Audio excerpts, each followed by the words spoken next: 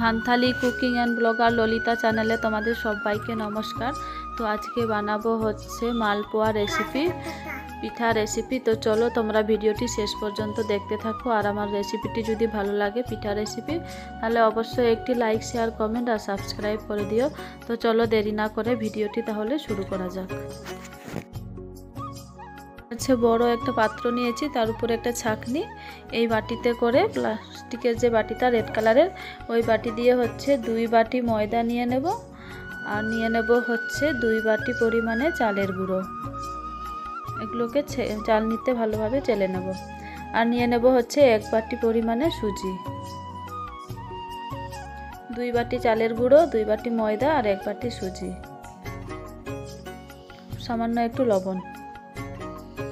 তোমরা লবণ নিতেও পারো, নাও দিতে পারো। আর দিয়ে দেব হচ্ছে মিষ্টি যেরকম খাবে সেই অনুযায়ী হচ্ছে গুড়, খেজুর গুড়। খেজুর গুড়টাকে আমি ভালো করে কুচিয়ে নিয়েছি, মানে গ্রেট করে নিয়েছি। এবারে হচ্ছে আমি ঠান্ডা জল দিয়ে দিলাম।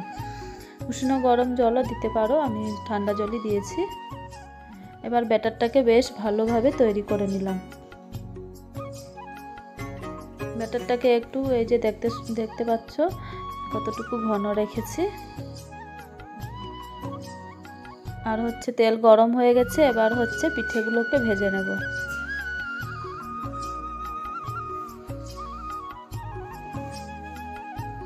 পিঠেগুলো তেলে দেওয়ার সাথে সাথেই ফুলে উঠছে।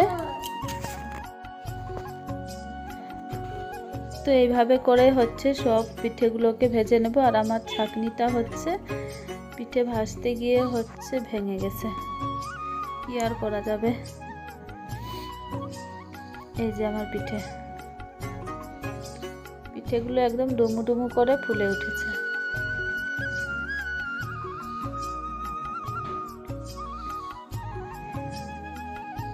প্রথমের দিকে হচ্ছে 2টো পিঠে বানিয়েছি, সেটা হচ্ছে অল্প করে ফুলেছিল।